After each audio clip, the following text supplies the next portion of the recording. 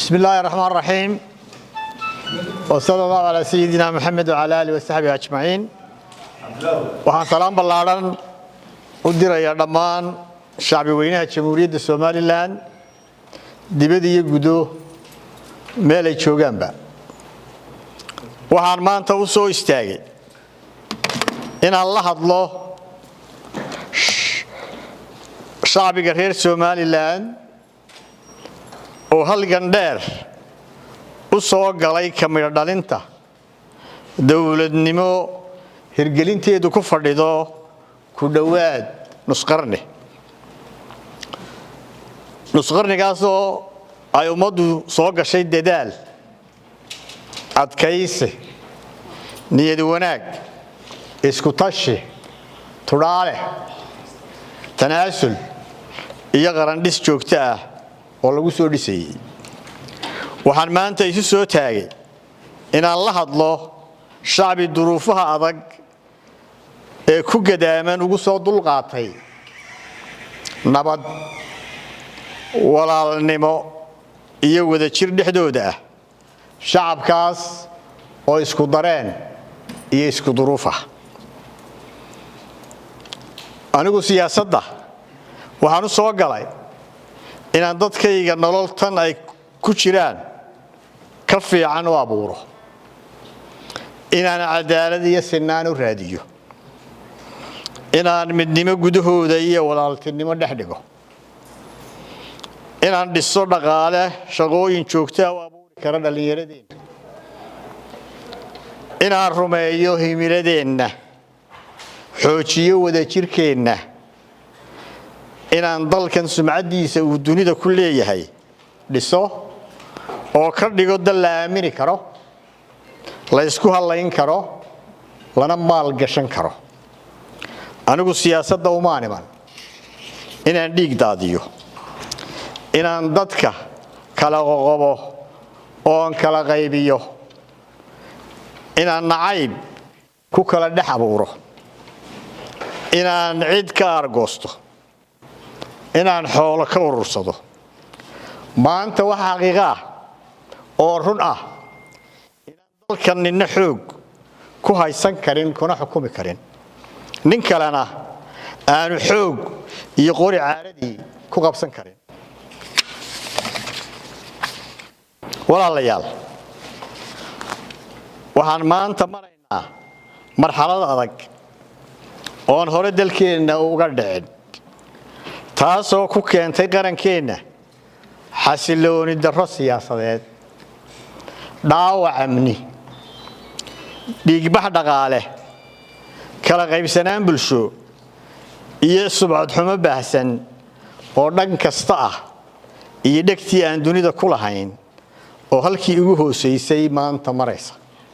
walaalayaal hannaanka dimuqraadiyaddu waa talawadaa ku dhisan wax isweydiin iyo tale heshiis lagu yahay sida uu xusayo dastuurkeennu intii aynu qaadanay nidaamka xisbiyada badan muranka doorashooyinku wuxuu ahaa caqabadii nagu soo noqnoqotay marar badan oo kala duwan balse aynu ku xalliyi jirnay isu tanaasul isafgarad dhexdhexaadin wax isweydiin miiska wada hadalka ugu dambeynna lagaga kici jiray waxa lagu heshiis yahay walaalayaal waxaynu wada ognahay in haddii hoggaanku taladiid noqdo tudhaalana yeelan waayo ay keeni karto dildillaac bulsho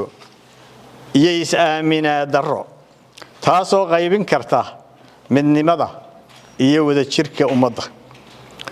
maanta waxaan dareensanahay nugaylka nololeed ee haysta ummadayda waxaan xogogaal u ahay oon ogsoonahay duruufaha adag oo dhan walba ka cakiran ee ay la luudayaan bulshadaydu damiirkaygu isiin maayo inaan ku taliyo wax uga sii daraya qorigu maanta wuxuu inoo hayaa dhimasho iyo dhaawac hoog iyo halaag dib u dhac iyo hantaaqo qoqob iyo kala qaybsanaan nac iyo kala fogaansho ugu dambaynna burbur umadeed oo dhexdeena noqdo tacab khasaare baahsan oo aan laga soo waaqsan karin waxa naga go'an xisbi ahaan inaanu qaadano door hogaamineed si aanu ummadda mar kale u rajo gelino qulubta shacabka ee la dhaawacay sidaa darteed qasdigayga iyo doonistaydu ma aha kursi lagu fadhiisto iyo dal la xukumo oo kaliya hadafkaygu waa hirgelinta dawladnimo dadkeedu ku faanaan oo ilaalisa sharaftooda diintooda iyo karaamadooda hirgelisa garsoor hufan hagaajisa adeegyada aasaasiga ah ku dhaqanta sharciga iyo qawaaniinta aynu dhiganay iyo isku haynta shacbiga reer Soomaaliland oo dhan oo aanu taaganahay xisbiga wadani waxa uu turayaa shacbigiisa isla markaana waxa uu ka taxadarayaa in go'aanada uu qaadanaya noqonin kuwa caawiya ama u seeta dheereeya sharci darrada iyo keligii talisnimada taageerayaasha baaxadda leh ee xisbiga wadani waxaan idiin haynaa qadarin weyn la jecel ballaaran tixgelin culus waxaan ognahay in aad 12 sano ugu dambeeyay aad marxalad kas walba xisbigan aad ku garab istaagteen si uu dalkan u hanto taladiisa ugu sarreysa waxaan ogahay in qaar badan oo idin ka mid ah dartay loo dhibaateeyay shaqooyin looga eriyay cadaadis nololeed saaray xabsi la geliyay la jirdilay u dhaawacmeen qaarna u dhinteen sida kuwii dhintay mudaharaadkii silmiga ahaa ee naxariistii jannatul firdawsaha ka waraabiyay 12 August 2022 walaalayaal si aanu dhageysto taladiina u weeleeyo rayigiina waxaan idinku nimid dhammaan gobolada dalka oo kala ah Awdal Saaxil Togdheer Sanaag iyo Sool waxaad ii muujiseen bisayl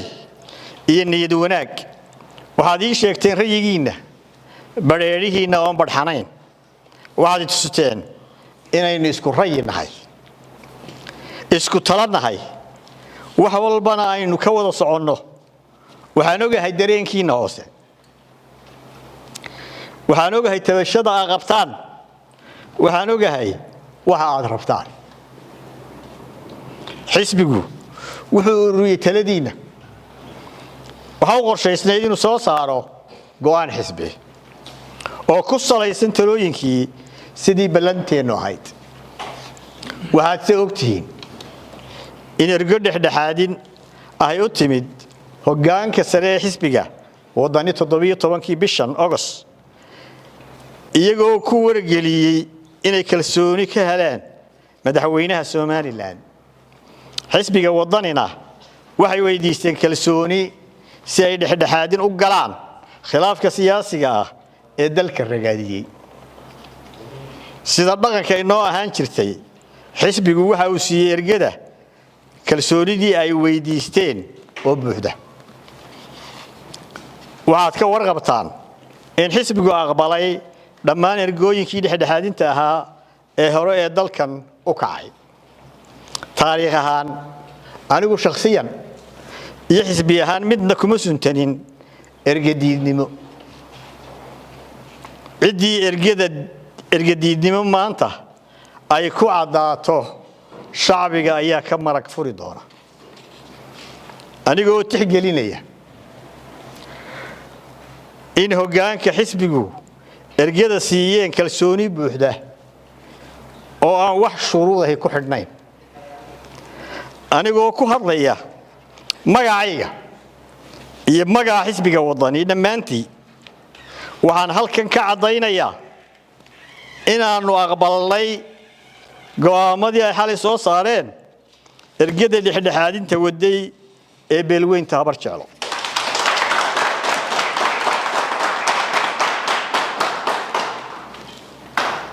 damiirkayga noole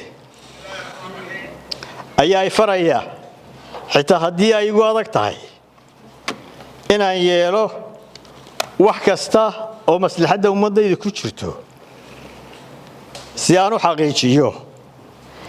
inaanu go'in xadhigga isku haynta shacbiga reer Somaliland tanaasulka waxaan u aqaanaa ficilka dadka bisil ee hogaamiyayaasha ah sidoo kale waxaan soo jeedinayaa dhammaan cid walba oo uu khuseeyo go'aanka ergadu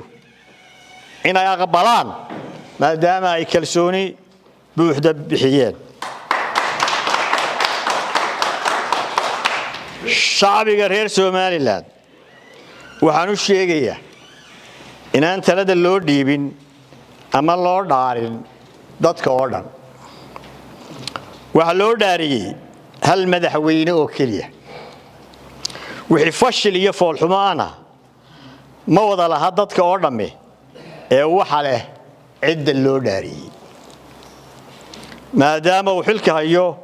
muddada uu xilka hayo madaxweyne kasta wixii wanaaga magaceeda isaga leh lagagama masuugi karo wixii khalad iyo gaf ah isaga dhaliisheeda iyo mas'uuliyadeeda leh xisbi ahaan waxaanu ku adkaynaynaa golaha guurtida iyo golaha wakiilada in la dhammaystiro dhammaan qabyooyinka sharci ee doorashooyinka sida ugu dhaqsaha badan sidaas oo kale waxaanu soo jeedinaynaa dhammaan daneeyayaasha doorashooyinka inay garab istaagaan go'aanka ergada ee xalka khilaafka doorashooyinka go'aanka ergada waxaanu aragnaa inuu dawo u yahay soona afjarayo khilaafka siyaasiga ahaa ee muddada dheer soo jiitamayay jamhuuriyadda Soomaaliland gaarsiiyay marxaladda ay maanta ku sugan tahay iyo inuu yahay badbaado qaran ugu dambayn dhammaan shacbi weynaha jamhuuriyadda Soomaaliland waxaan ugu baaqayaa inay codkooda iyo taageeradooda isla garab taagaan xisbiga wadani oo insha Allah noqon doono mid ummadda iyo dalkaba u horseedi doona isbedel khayr qaba dadkiisana midayn doona muwaadin taageer isbedelka muwaadin taageer xisbiga wadani Somaliland ha noolaato Somaliland ha midowdo Somaliland ha israacdo